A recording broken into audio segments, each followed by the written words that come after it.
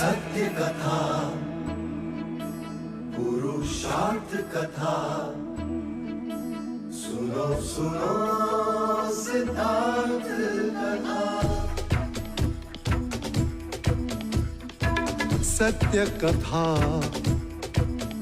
पुरुषार्थ कथा, सुनो सुनो सिद्धार्थ कथा। चढ़ते सूरज सा तेजवान वो कीर्तिमान, हुंकार भरे जब कूच करे, थर थर कांपे आसमान। वो राजपुत्र वो शूरवीर, पर्वत को भेद दे उसके तीर, शांति का स्रोत करुणा की धार, निर्झर झरे मन से अपार। वो राजपुत्र वो शूरवीर, पर्वत को भेद दे उसके तीर, है शाक्य वंश का वो तारा, जगमग है जिससे जग सारा।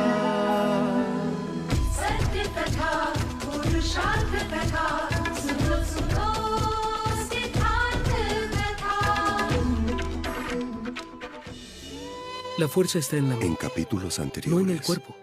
Quien tiene la mente tranquila siempre será el ganador. Trabajó muy duro para hacer todo lo que hizo con la tierra. Cosechó frutos y vegetales aquí. ¿Tus Vedas evitarán que se pudran?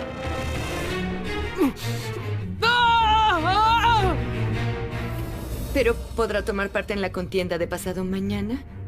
No. Si tus bendiciones y el amor por Gopa existen dentro de mí, nadie podrá evitar que yo gane esa delicada contienda.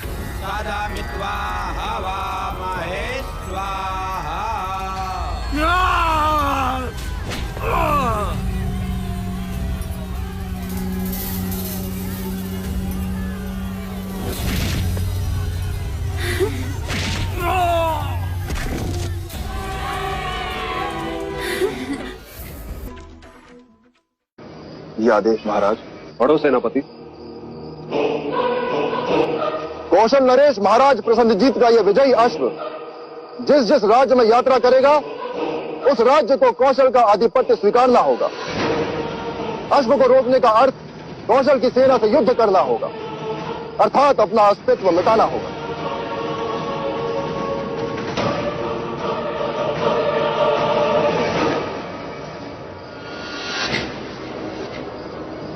कौशल नरेश महाराज प्रसन्नजीत की। महाराज प्रसन्नजीत की। महाराज प्रसन्नजीत की। महाराज प्रसन्नजीत की। महाराज प्रसन्नजीत की। महाराज प्रसन्नजीत की। महाराज प्रसन्नजीत की। महाराज प्रसन्नजीत की। महाराज प्रसन्नजीत की।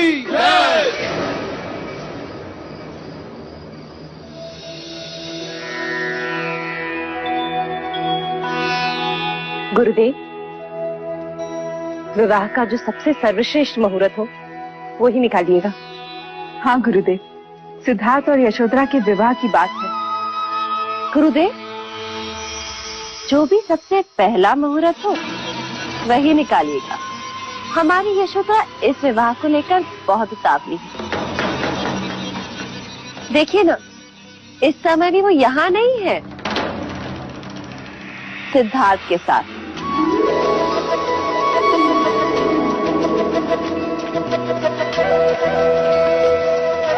सिद्धार्थ, क्या कर रही हो बेटा? तुम तो बदला ले रही हो। अरे वो तो पैसे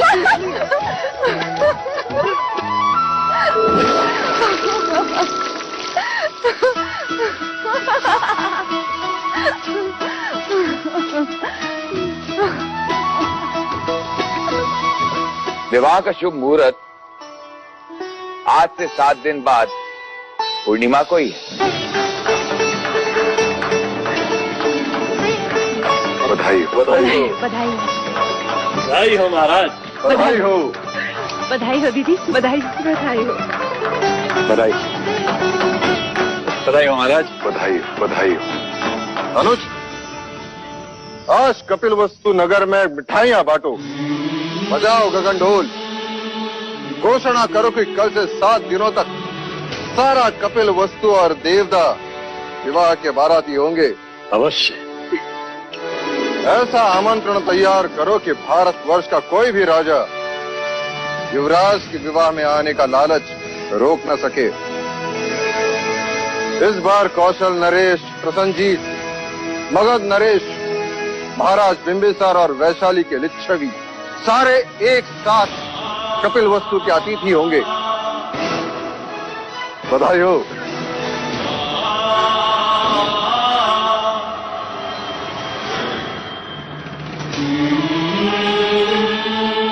आप प्रसंगानुसार कार्यसूची बना लें। मैं कुछ ही क्षणों में उपस्थित होता हूं।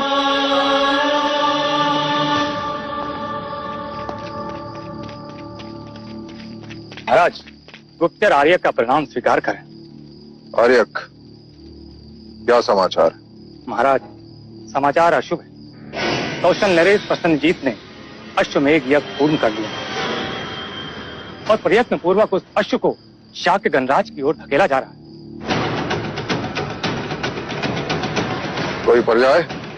केवल दो, या उनके आधिपत्य को स्वीकार करें या फिर तो फिर युद्ध ही होगा। अपने गुप्तचरों को चौका न करो और उनके अश्व की दिशा पर हर समय दृष्टि बनाए रखो। इस समय उनका अश्व कपिल वस्तु से कितनी दूरी पर? 7 दिवस की दूरी पर है महाराज। 7 दिवस? विवाह का शुभ मुहूर्त आज से 7 दिन बाद पूर्णिमा को ही।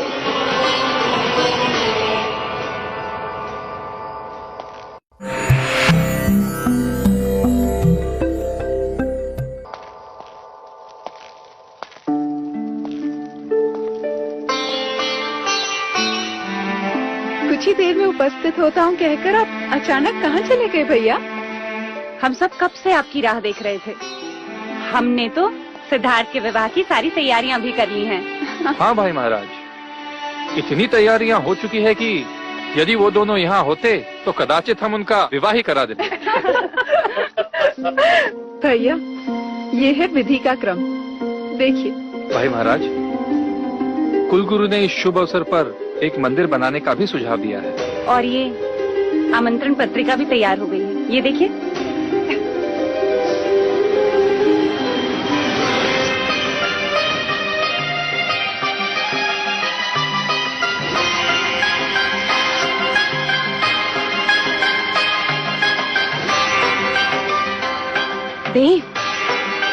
आमंत्रण विवाह का नहीं, युद्ध का होगा।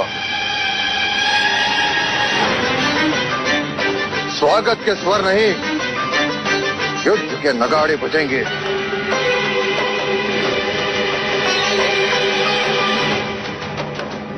महाराज, ये आप क्या कह रहे हैं? कौशल नरेश प्रसन्नजीत ने अश्वमेघ यज्ञ किया है और वो अश्व शाक्य गणराज्य की ओर आ रहा है। राजा दंडपानी, हमें विवाह स्थगित करना होगा।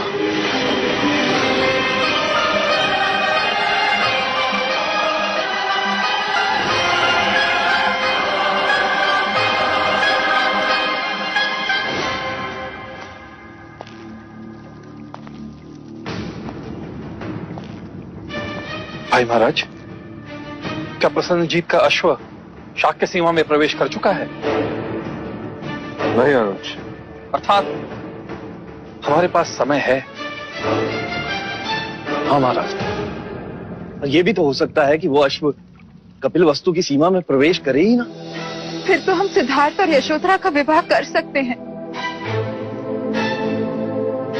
हाँ, वैसे भी विवाह को पीछे धकेलना अच्छा नहीं, फिर पता नहीं कब क्या हो जाए। जब निर्णय लिए जा रहे हो मंगला, तब दूसरों के मन में दुविधा उत्पन्न करना अच्छी बात नहीं। अमिता, मैं तुम्हें वचन देता हूं, विवाह होगा, अवश्य होगा, धूमधाम से होगा, परंतु युद्ध के पश्चात। युद्ध में कोई अनहोनी हो गई तो फिर से स्वयंवर तो नहीं होगा ना? और फिर यशोधरा का हाथ कौन थामेगा? मंगला दीदी, यदि आप शुभ नहीं बोल सकती तो अशुभ भी ना बोले। लो, अब अपने ही अपनों की चिंता नहीं करेंगे तो कौन करेगा? यदि आपको मेरी बात इतनी बुरी लगी तो अब से मंगला कुछ नहीं बोलेगी, बस चुप रहेगी। वैसे चाहती तो मैं भी यही हूँ कि ये विवाह रुक जाए। अपनों से कहकर हम विवाह को स्थगित कर सकते हैं, शत्रु से युद्ध नहीं। आप विचलित ना हो भाई महाराज, हम सब आपके निर्णय के साथ। हाँ महाराज, यशोधरा अब आपकी हुई, हमें कोई आपत्ति नहीं है, आप चाहे जब विवाह करें। तो ये निश्चित रहा, विवाह होगा परंतु युद्ध के पश्चात। अनुज, महामंत्री से कहकर कल शाक्य राजाओं की बैठक बुलाओ। अवश्य भाई महाराज।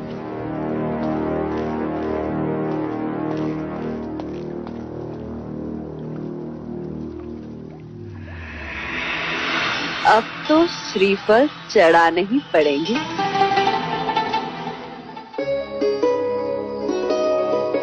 सिद्धार्थ, तुम मुझे सदा बेसुध ही रहने देते। क्यों? तुम्हारा ध्यान मेरे पास तो रहता।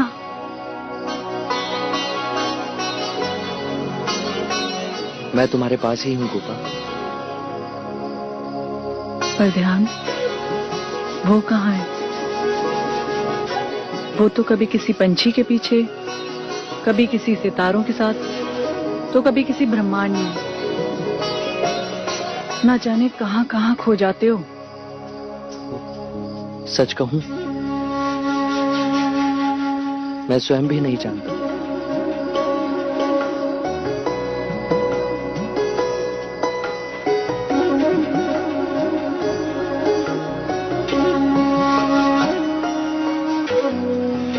ये क्या कर रही हो? स्वयं को तुमसे बांध रही हूं। क्यों?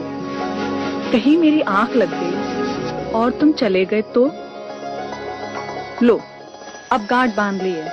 अब तुम 7 जन्मों तक मेरे साथ ही रहोगी।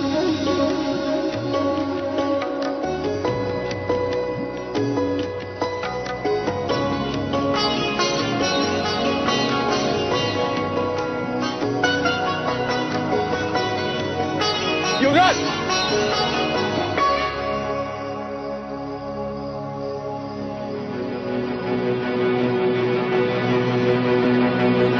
युवराज!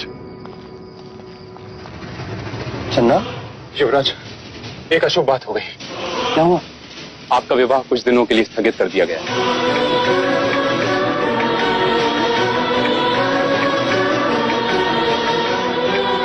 पर क्यों? क्योंकि प्रसन्नजीत ने अश्वमेध यज्ञ कर अश्व को छोड़ दिया। कपिल वस्तु में अश्व के आते ही युद्ध होगा।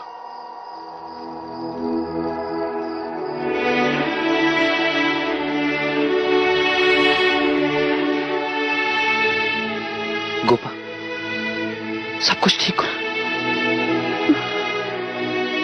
कुछ मत कहो सिद्धार्थ, मैंने तो तुम्हें 7 जन्मों के लिए बांध लिया है। अब विवाह हो या ना हो, देखो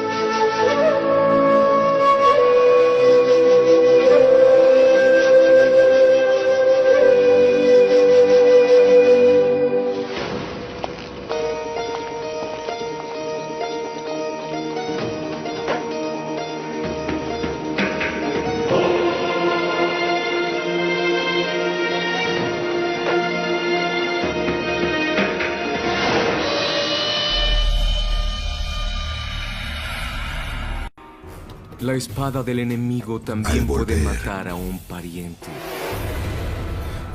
pariente muy cercano.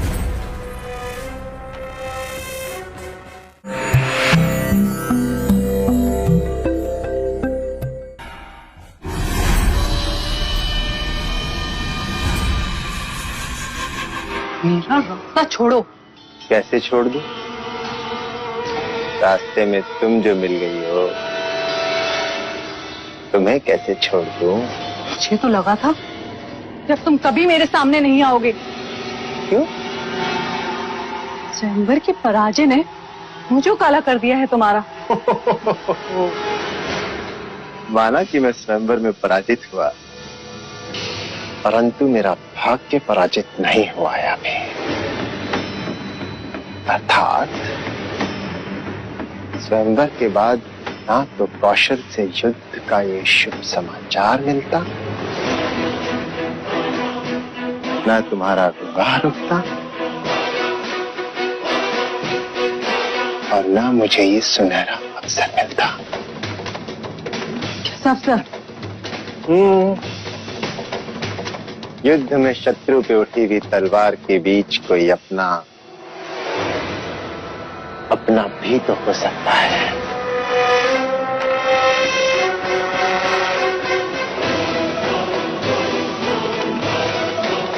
हो सकता है ना?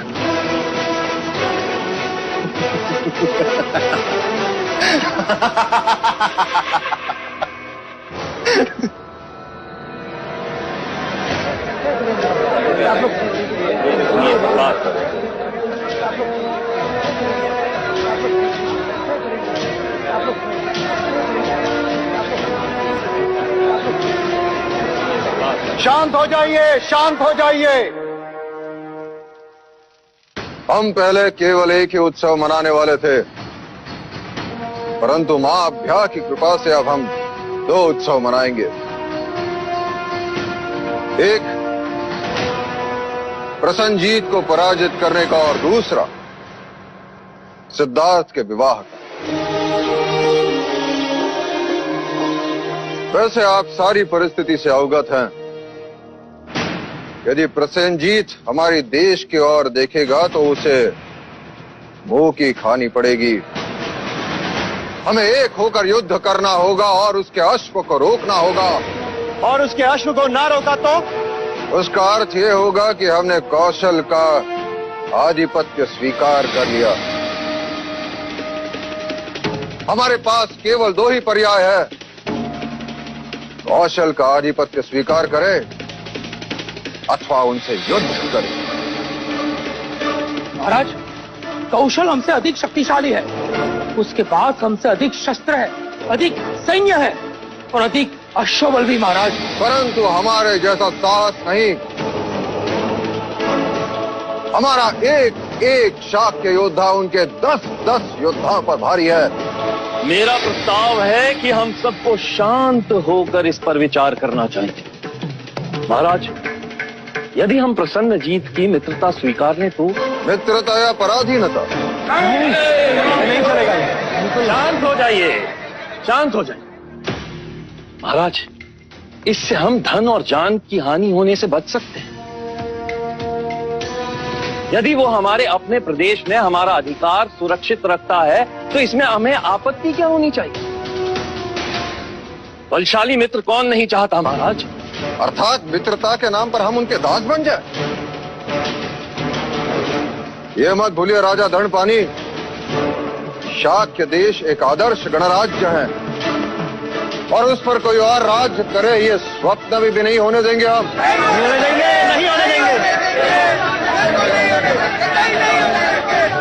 क्या आपको युद्ध से भय लग रहा है राजा दंडपानी?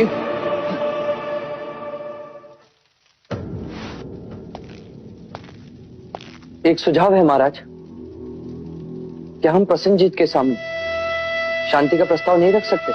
शांति का अर्थ समझने वाले अश्वमेघ यज्ञ किया नहीं करते पुत्र। अब वो शांति की बात तभी समझ पाएगा जब वो युद्ध में पराजित होगा। अब केवल एक ही उपाय है और वो है युद्ध। क्या आप सभी मेरे युद्ध प्रस्ताव से सहमत हैं? हम सहमत हैं। महाराज शुद्धोधन की, महाराज शुद्धोधन की, महाराज शुद्धोधन की, महाराज शुद्धोधन की। अब हमें युद्ध के लिए तैयार होना होगा। सारे शाक्य राजा अपनी अपनी सेना लेकर शीघ्र से शीघ्र कौशल सीमा की ओर प्रस्थान करेगा। हमारी सारी शक्ति कौशल सीमा पर इकट्ठा होगी। प्रसन्नजीत के अश्व को हम शाक्य देश में घुसने नहीं देंगे। नहीं घुसने देंगे।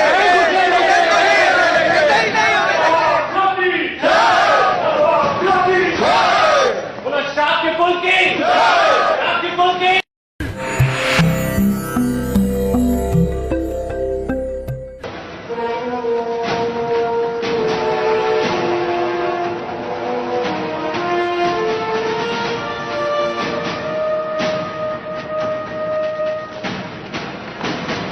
महाराज प्रसन्नजीत की जय हो।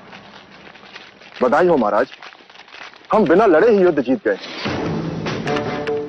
हमारे और शाक्यों के बीच जो राज्य था, वहां के नरेश आपके प्रस्ताव को स्वीकार करना चाहते हैं। उत्तम, अति उत्तम सेनापति बहादुर, ये हमारी विजय का प्रारंभ है। आइए राजन।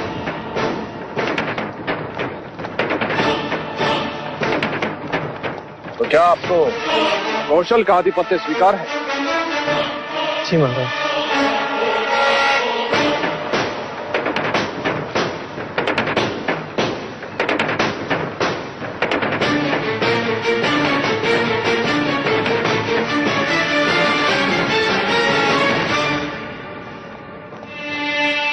ये हमारी तरफ से आपको भेंट।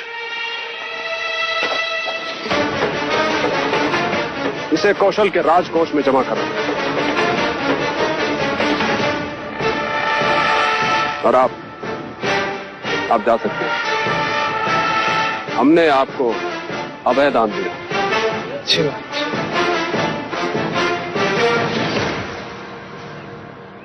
मुझे ऐसे छोटे छोटे राज्य नहीं, बड़ा देश चाहिए। हमारा अगला लक्ष्य है शाक्य देश, कपिलवस्तु। महाराज, शाक्यों को पराजित करना इतना सहज नहीं है। वो बड़े शूरवीर हैं और उनमें बड़ी एकता है। पर हमने फूट डाल दी और उनका एक राजा हमारा साथ देगा। और एक बड़ी दीवार को गिराने के लिए एक दरार ही पर्याप्त है।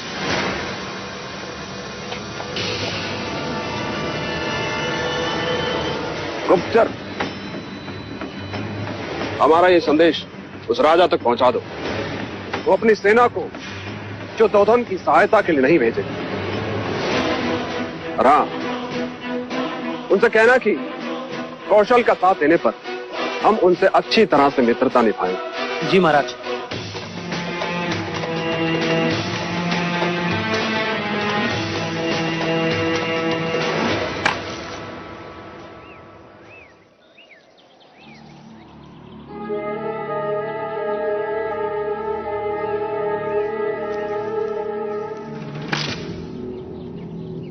ये क्या कर रही हो मंगला दीदी? इतने सारे श्रीफल? पूरे 10 सैकड़े। पर किस लिए? क्योंकि इतने जाप जो करने हैं। जाप? पर क्यों? जो काम आपको करना चाहिए महादेवी, वो मैं कर रही हूँ। मानो आई बला को टाल रही हूँ। इतना बड़ा अपशगुन है कपिलवस्तु के लिए। अपशगुन? कैसा अपशगुन? शाक्य कुल की औरतें बातें करने लगी। मुझे अच्छा नहीं लगा, परंतु क्या करूं? इसे नाम लेने से भी डरती हूं।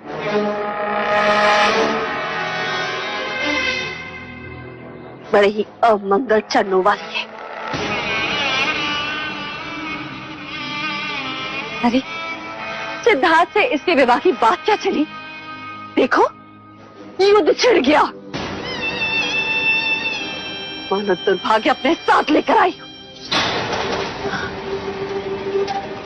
लो, दूसरा अपशगुन। पूजा का दीपक ही गिरा दिया।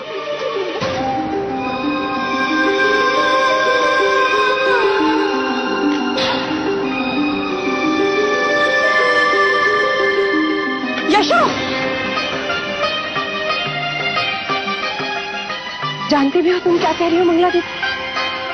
यदि देवदत्त के साथ यशोधरा का रिश्ता होता तो भी ऐसी ही बात कहती। केवल बात ना करती, रिश्ता तोड़ के दिखा देती। दया आती है तुम्हारी सोच पे मंगला देवी। कल तक जिसका नाम लेकर तुम्हारी जीवा सूख जाती, जिसके साथ अपने पुत्र के विवाह के सपने देख रही, एक ही रात में वहां पवित्र और मंगल अपशगुन हो गई। और नहीं तो क्या महादेवी, हाथ कंगन को तर्पण किया। देख लो यशोधरा के पद चिन्ह।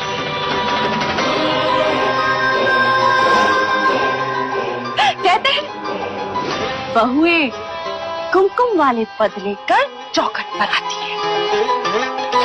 और ये तो रक्त रंजित पद लेकर आई है।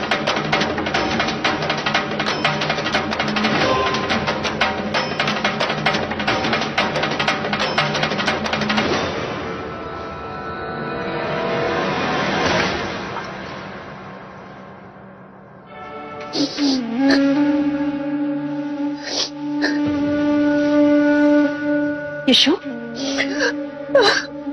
बुआ, आप जो प्रायश्चित कहेंगी मैं करूंगी। मैं नहीं चाहती कि मेरे कारण प्रजा या राज्य पर कोई भी विपदा आए। पगली, ये कैसी बातें कर रही है तू?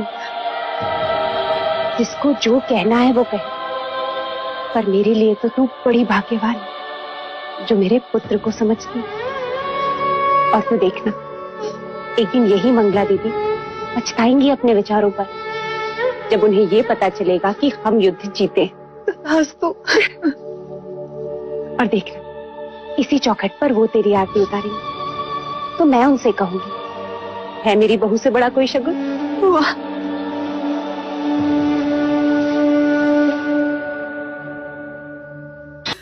Majestad, le traigo malas noticias. Al volver. El corcel de Kaushal avanzó ya sobre nuestro reino.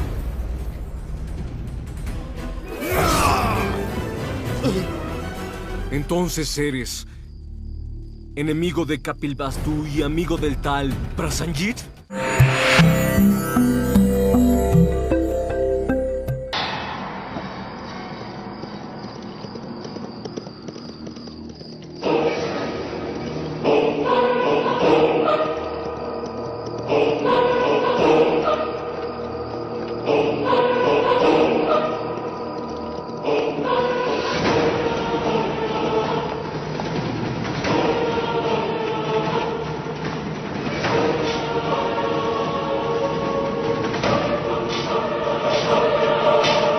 महाराज की जय हो। महाराज, एक महत्वपूर्ण सूचना है। कौशल नरेश का अश्व हमारी सीमा में प्रवेश कर चुका है। महाराज प्रसन्नजीत ने आपके लिए गुप्त संदेश भेजा है। महाराज ने कहा है आप उनका साथ देंगे तो वो इच्छा पूरी करेंगे।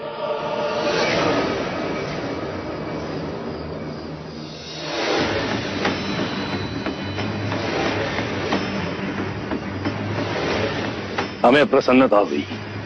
अपने महाराज से जाकर कह दो कि उनकी मित्रता हमारे लिए प्राणों से भी अधिक है। उनके आदेश का पालन करो। जी।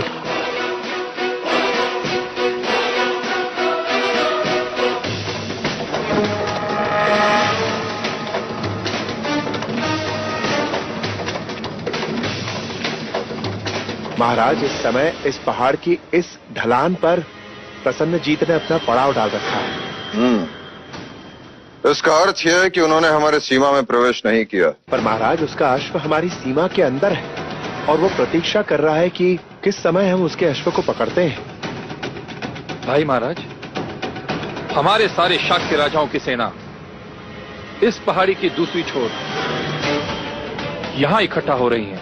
हमारी सेना कब तक एक हो जाएगी? मात्र 2 दिन में महाराज। और प्रसन्नजीत से हम किस स्थान पर युद्ध करें? हम उसे इस जगह पे चुनौती देंगे। उसका अश्व हम यहाँ पकड़कर बांधेंगे। महाराज, आपको यहाँ नहीं, इस छोटे मैदान के पास सामना करना चाहिए। क्यों? इस मैदान में लड़ने का क्या कारण? यहां तो सेना उलझ जाएगी। महाराज, इस छोटे मैदान के चारों ओर ढलान है और यहाँ जाने का सिर्फ एक ही रास्ता है। बाकी सारे रास्ते छोटे हैं और ऊपर से नीचे की ओर है। हमारी सेना यहाँ ऊपर होगी और उनके नीचे। इस तरह उन्हें लड़ते हुए ऊपर चढ़ने में कठिनाई होगी और इसका ये लाभ होगा, कौशल की बड़ी सेना का एक साथ सामना भी नहीं करना पड़ेगा। अर्थात महत्वपूर्ण युद्ध इस खाई में होगा। उनके लिए खाई, हमारे लिए चोटी। यानी शत्रु की सेना नीचे और हम ऊपर। हमारा निशाना उन पर अचूक लगेगा महाराज। और प्रसन्नजीत की सेना को भारी नुकसान। इतनी बड़ी सेना से लड़ने के लिए ये बड़ी अच्छी रणनीति है भाई महाराज। बधाई हो सिद्धार्थ, बधाई हो क्षत्रिय। बधाई मुझे नहीं, आचार्य कौंडिन्य को देनी चाहिए। उन्होंने ही हमें यह नीति सिखाई और साथ ही हमें यह भी सिखाया कि जहां तक हो सके युद्ध को रोक देना चाहिए, क्योंकि युद्ध केवल विनाश अर्जित करता है।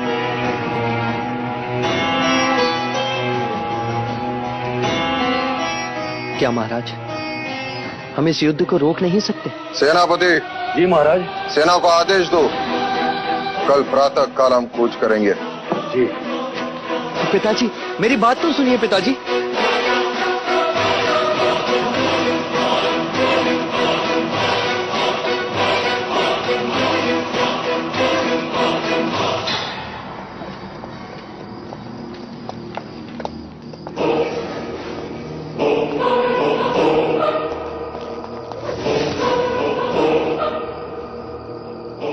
कौन है तू?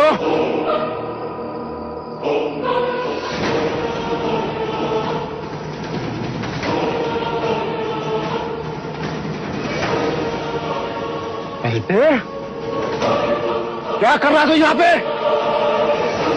जी मैं युवराज सिद्धार्थ के लिए एक महत्वपूर्ण संदेश लेकर आया था कुमार देवदत्त। मेरा विश्वास कीजिए, मैं कपिलवस्तु और युवराज का शुभचिंतक हूं।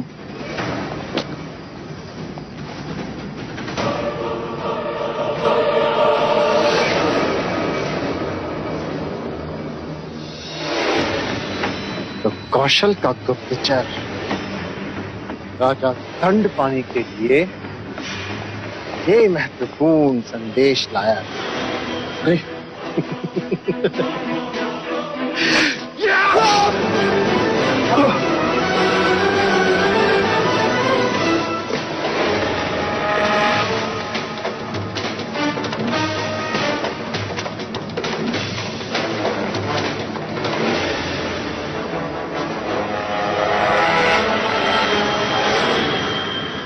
तो आप हैं कपिलवस्तु के शत्रु प्रसन्नजीत के मित्र।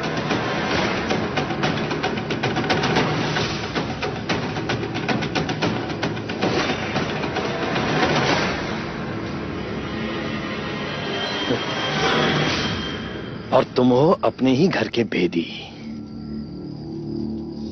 देवदत्त, मैंने तो केवल अपनी महत्वाकांक्षाओं को पाला है, किंतु तुमने और तुम्हारे पिता ने तो कई बार अपने ही भाइयों को मारने का प्रयत्न किया है। क्या हो राजा दंडपानी, यदि ये संदेश मैं महाराज शुद्धोधन को दे दूं?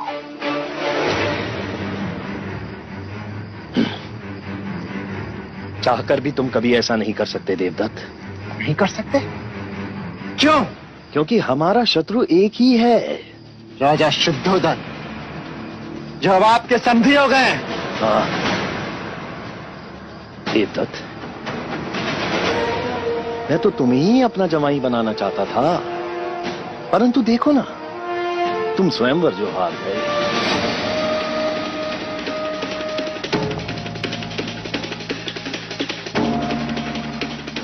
देवदत्त, तुम मेरी सहायता करो और मैं तुम्हारी करूंगा। ये कौशल राज के गुप्त संदेश की बात हम तक रहे, बस।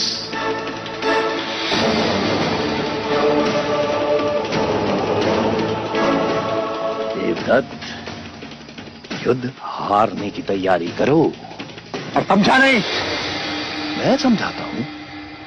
कौशल नरेश के जीतते ही शाक्यों के सिंहासन पर मैं बैठूंगा और फिर यशोधरा तुम्हारी होगी।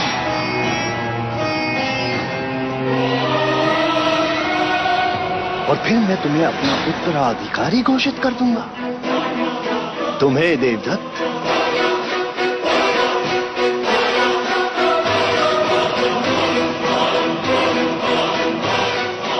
संदेश।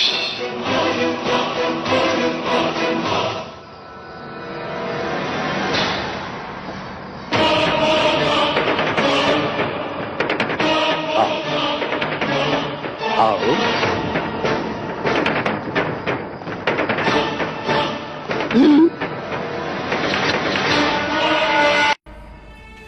¿Baldev? Al volver, ¿Qué te pasó, Baldev? Di algo. Solo dime quién te atacó. ¿Dant?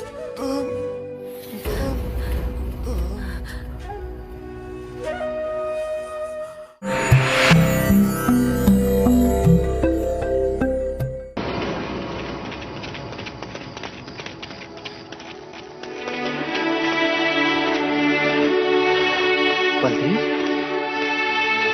Baldev? क्या हुआ बलदेव? कुछ कहो बलदेव। किसने घायल किया तुम्हें?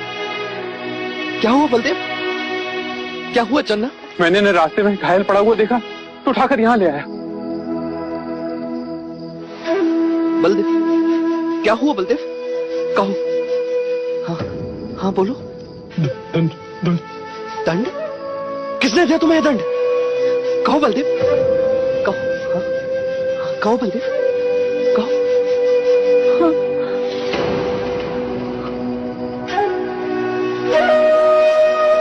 हाँ बोलो। पानी लाओ।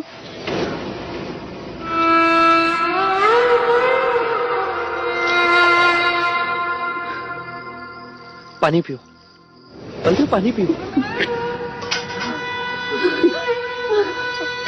पानी पियो बलदेव। पानी पियो, पानी पियो बलदेव, पानी पियो बलदेव। बलदेव, पानी पियो बलदेव। क्या हुआ इसे? क्या हुआ इसे चन्ना? ये बोल क्यों नहीं रहा? बलदेव, बलदेव, बलदेव, बलदेव।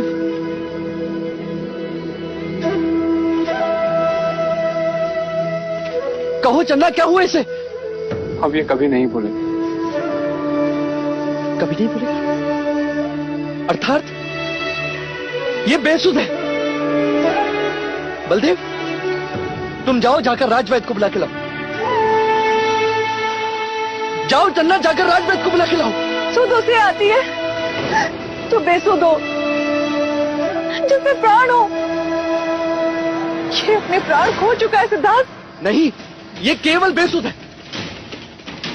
बलदेव, कहो बलदेव, क्या हुआ? मैंने इसे अभय वचन दिया, इसे कोई नहीं मार सकता। ये बोलेगा। बलदेव, बलदेव कुछ कहो, कुछ कहो बलदेव। युवराज, ना तो इसकी सांसें चल रही हैं ना ही हृदय गति।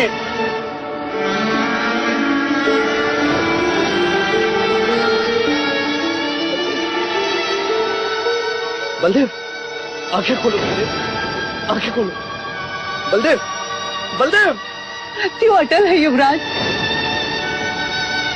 नहीं, तुमने ना देखा हो, तुमने अपने आचार्यों से पुराणों की कथाओं में मृत्यु की बातें सुनी होंगी।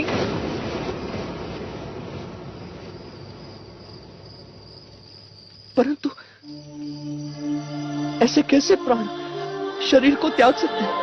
यही जीवन की सच्चाई है सिद्धार्थ। नहीं, युद्ध भूमि में न जाने कितने अपरिचित परिचित शवों को आपको देखना होगा युवराज।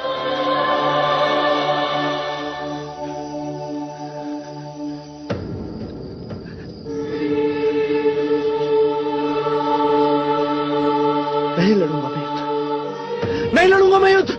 राज्य की रक्षा के लिए आपको युद्ध करना हो। मुझे राज्य की रक्षा के लिए मत समझाओ। मैं किसी मनुष्य को मार नहीं सकता। ऐसे कैसे बिना मनुष्य सम्मति के प्राण शरीर को छोड़ सकते हैं? नहीं लड़ूंगा, मैं नहीं लड़ूंगा। कपिल वस्तु की आशाएं हैं आपसे, आपको युद्ध लड़ना होगा। मैं युद्ध नहीं लड़ूंगा, नहीं करूंगा युद्ध, चाहे कुछ भी हो जाए। तुम्हें जाना होगा। नहीं जाऊंगा मैं किसी की हत्या नहीं कर सकता। युद्ध का अर्थ केवल शत्रुओं को मारना नहीं होता, अपनों को बचाना भी युद्ध का एक हिस्सा है। तो मैं युद्ध नहीं लड़ूंगा, मैं युद्ध होने भी नहीं दूंगा। मैं युद्ध को रोकूंगा मैं युद्ध को। युवराज, तुम सब मुझे अकेला छोड़ दो, अकेला छोड़ दो मुझे, अकेला छोड़ दो। युवराज कहाँ जा रहे हैं आप? युवराज, जाने दो चलना उसे। इन्हें रोकिए। इस समय उनके किसी भी प्रश्न का उत्तर नहीं दे सकते हम, ना ही उन्हें समझा सकते हैं और ना ही वो समझ पाएंगे। केवल एक ही उपाय है, उन्हें एकांत में छोड़ दो।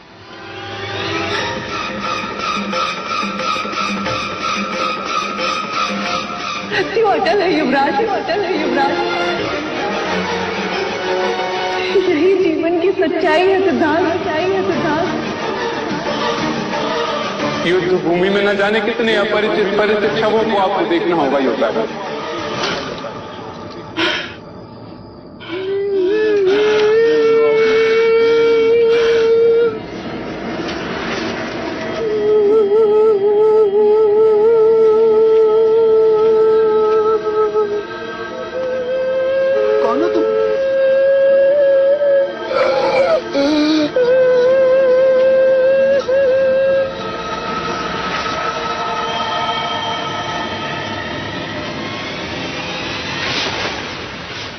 कौन हो तुम?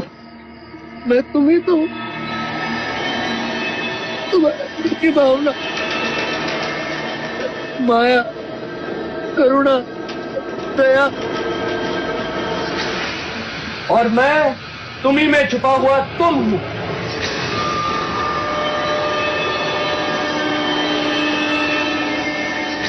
कौन हो तुम दोनों?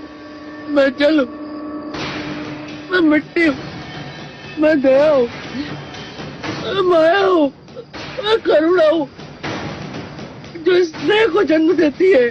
और मैं अग्नि हूं, वायु भी, मैं क्रोध हूं, ईर्ष्या भी, मैं अहम भी हूं जो साहस जगाता है, जो पराक्रम करवाता है, जो मनुष्य को सर्वोच्च शिखर पर पहुंचाता है। साहस अंधा होता है सिद्धार्थ, जैसे तुमने आज एक अनुचित कार्य किया। अनुचित कार्य? तुमने क्या अनुचित कार्य किया?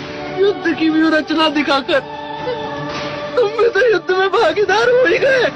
कोई अनुचित कार्य नहीं किया तुमने, युद्ध अनिवार्य है। विजय क्षत्रिय का कर्म है और वही तुमने किया।